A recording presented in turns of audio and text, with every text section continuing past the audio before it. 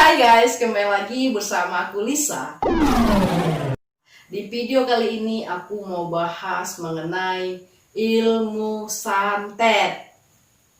Santet merupakan bagian dari ilmu hitam. Santet sendiri dapat diartikan sebagai upaya atau teknik yang diyakini atau dipercaya dapat menyakiti seseorang tanpa menyentuhnya, alias jarak jauh. Santet tidak dapat dilakukan oleh sembarang orang. Ilmu santet ini dapat dilakukan oleh seseorang yang dianggap orang pintar, atau kita biasa sebut dengan nama dukun.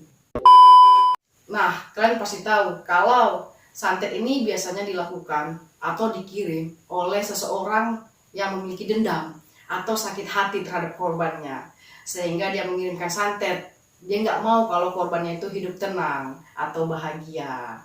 Nah, tapi ada juga sih santet yang dikirimkan karena ingin memenangkan suatu persaingan. Biasanya itu lebih ke persaingan bisnis. Kita tuh sering kali kan kalau dengar kata santet, pasti merasa takut. Karena yang kita pikirkan itu pasti kematian. Padahal, tidak selamanya orang yang terkena santet itu berujung pada kematian. Meskipun santet ini berbahaya dan mematikan. Tapi kalian harus tahu kalau santet itu tidak selamanya berakhir pada kematian. Biasanya korban santet itu dapat merasakan atau mengalami berbagai macam hal. Bisa tiba-tiba atau mendadak merasa sakit atau memiliki penyakit yang aneh. Jadi singkatnya gini sih, santet ini tidak hanya berpacu pada satu hal, yaitu kematian. Melainkan berbagai hal, bisa itu penyakit, bisa itu berujung pada karir yang buruk, atau malah terkadang ada itu santet yang mampu untuk menutup aura seseorang. Kalian pasti pernah tahu atau pernah dengar ada seseorang korban santet, dia mengalami sakit di fisik, tapi ketika dibawa berobat, penyakitnya itu tidak terdeteksi oleh ilmu medis. Ini banyak sih yang ngalamin. Jadi pas dibawa ke tim medis, dia dikatakan baik-baik saja, tapi dia tetap merasa sakit.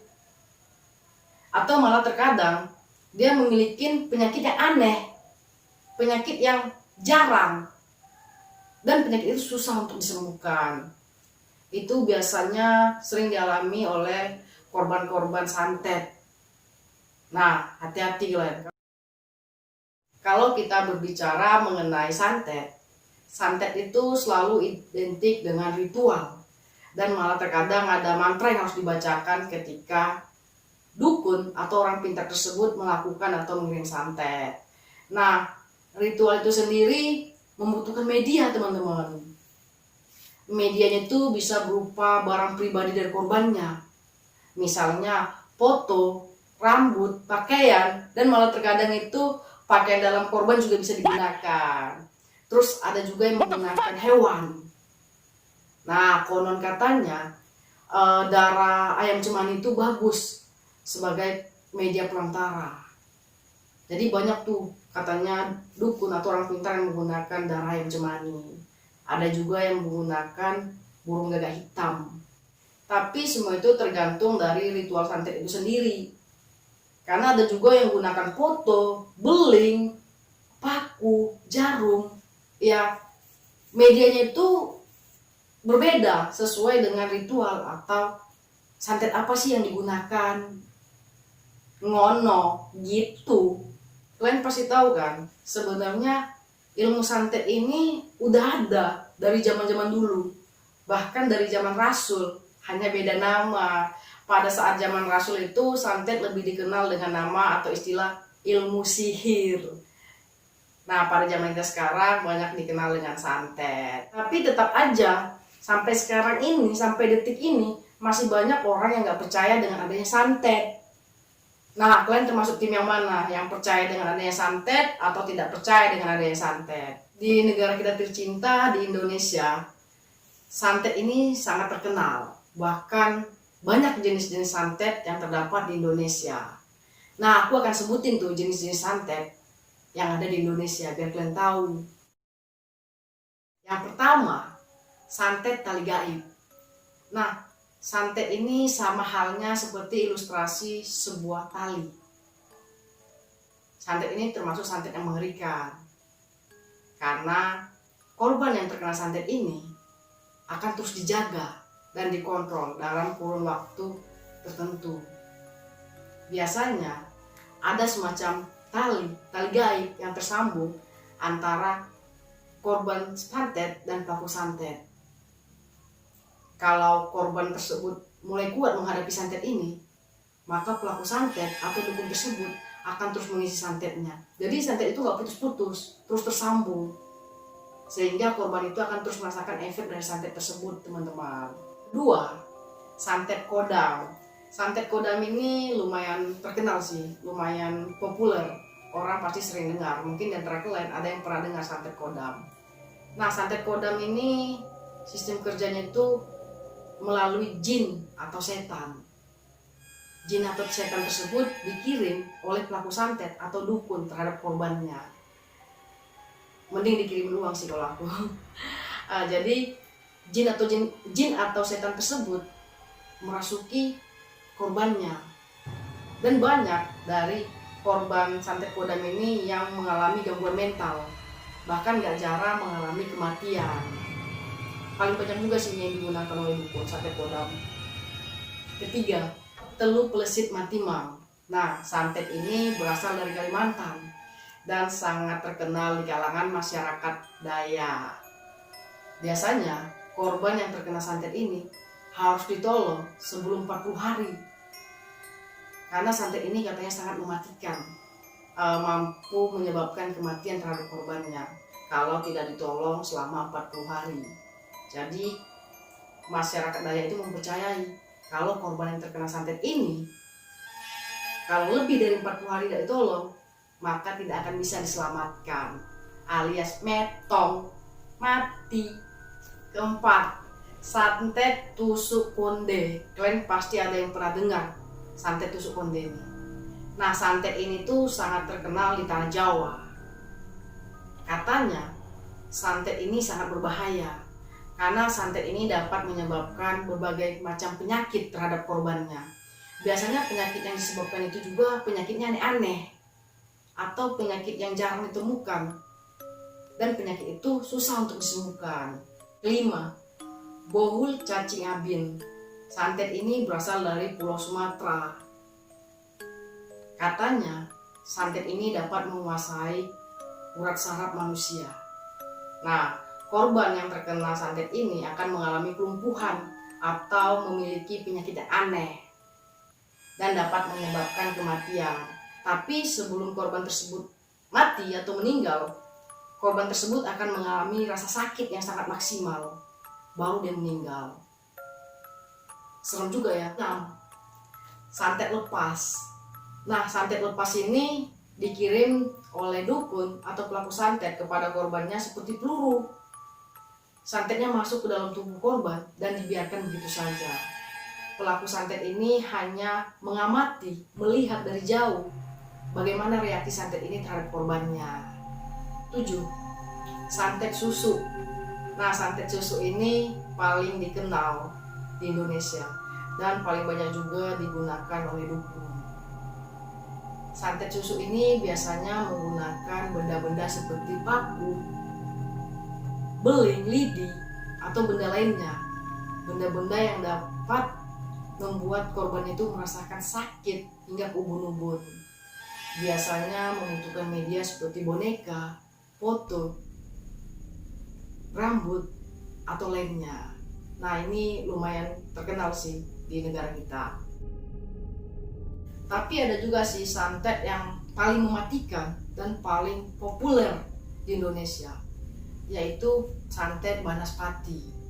Konon katanya santet ini paling mematikan atau nggak ada kesaktian yang mampu melawan santet ini. Santet ini sendiri hanya dapat disangkal atau ditangkal oleh orang yang menguasai santet Banaspati itu sendiri. Nah, katanya orang yang terkena santet Banaspati ini pasti berujung pada kematian. Santet Banaspati ini sendiri membutuhkan media telur ayam kampung. Biasanya telur ayam kampung tersebut telur yang baru pertama kali dikeluarkan oleh ayam itu. Terus dinyalakan di atas bara api. Ketika santet itu berhasil, maka terus tersebut akan meletus dan mengeluarkan bara api yang menyala. Tandanya santet yang dikirim itu berhasil. Kalau di Indonesia sendiri, ada satu daerah yang sangat terkenal dengan ilmu santetnya, yaitu Banten. Tapi bedanya kalau di Banten, santet itu disebut dengan istilah teluh. Terus di Banten ini ada juga teluh-teluh yang terkenal, seperti teluh angin, teluh banyu, teluh geni, dan teluh panjarahan. Nah, teluh angin dan teluh banyu ini biasanya dikirim dukun atau pelaku santet itu melalui benda. Bendanya itu bisa paku, jarum, atau pecahan kaca. Dikirimnya itu melalui angin atau air.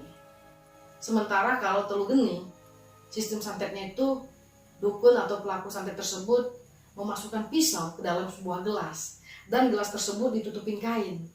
Terus apabila pisaunya hilang dan airnya berubah menjadi merah, maka korban tersebut akan mengalami hal-hal yang mengerikan atau hal-hal yang aneh. Kalau teluh panjarahan, biasanya dukun atau pelaku santet itu membutuhkan bantuan dari jin atau roh halus.